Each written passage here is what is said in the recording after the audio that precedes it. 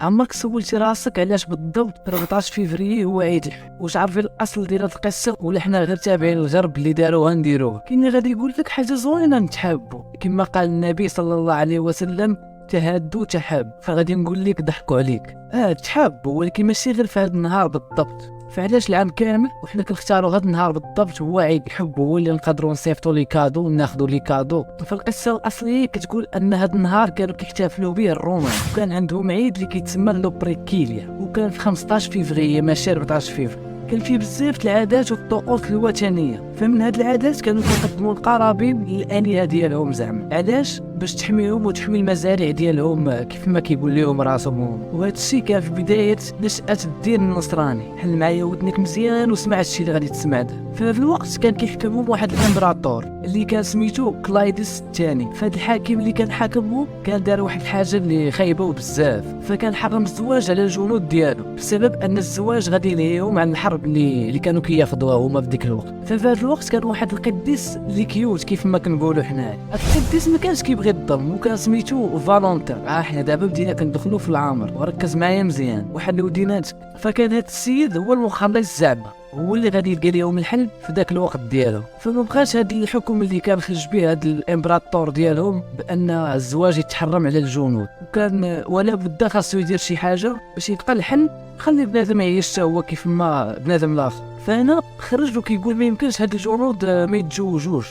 بدا كينشر هاد الخبر بين الناس ديال ديك المنطقه كامله اولا ديك الامبراطوريه كامله، حقاش كيف ما كنعرفوا الرومان كانوا على شكل امبراطوريه. المهم دور هاد الخبر باش كلشي ينوض ضد الحكم ديال داك الحاكم اللي كان حاكمه، ولكن هيهات دغيا جبدوه وعرفوا شكون هاد السيد اللي كيدور هاد الخبر واللي باغي يدير الفتنه بيناتهم. هنا غادي يشدوه وغادي يدخلوه الحبس، وفي البلاصه خرجت وثيقه ديال الحكم عليه بالاعدام. فاش كان في الحبس كانت عجباتو واحد السيده وطاح في الحب ديالها ديال بنت داك الراجل اللي كان الحارس ديالو. واللي ما عارفينش هي ان قاعد الرهبان كيكون ممنوع عليهم يتزوجوا كاع اولا يدخلوا في شي علاقه غراميه. فالخبر انتشر دغيا بين الرهابين والقديس، شنو كاين ففلان طاح في الحب. فهنا قرروا انهم يطردوه وما يبقاش قسيس واخا هو كان ديجا في الحبس. فهنا الامبراطور استغل الفرصه ويقول اجي حقه ما حقه، عرض عليه انه يخلي النصرانيه ديالو ويبدا يعبد الالهه اللي كانوا كيعبدوه هما في ذاك الوقت. كان قرر انه يعفو عليه ويخليه من المقربين عنده، ولكن القديس غادي يكون عنده راي اخر.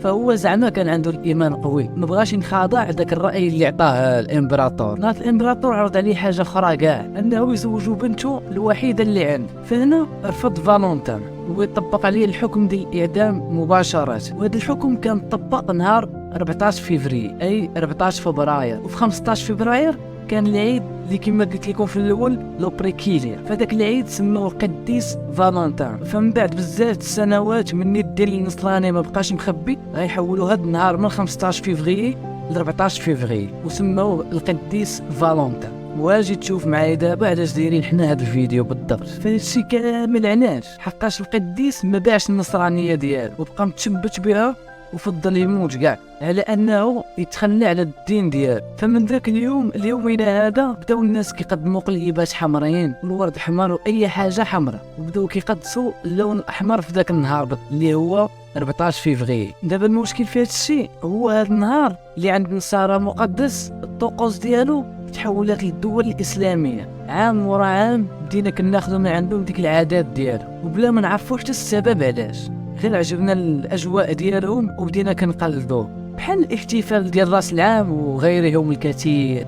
بزاف ما عارفينش بان هذه المساله بتتعلق بالعقيده ديالهم، ما عارفينش بان راه حنا ولينا كندخلوها في العقيده ديالنا. هذا النهار ولا مقدس حتى عند المسلمين ولا ضروري خاصهم يحتفلوا به كل مره في اي عام. المهم هذه المعلومه كانت خفيفه ظريفه، هي غادي تبان لك القصه كيوت شويه، ولكن الغريب في الامر هي اننا ولينا كنديروا داكشي ديال العقائد النصرانية. فكنتمنى نفهموا هذا الشيء، والميساج اللي غادي يوصل من هذا الفيديو هو ان عيد الحب راه كاين ديما. وحتى هنا غادي تكون سالات الحلقه ديالنا، ولا كنتي ما مشاركش في القناه والانستغرام ديالي غنخليه لكم لتحت. والسلام عليكم.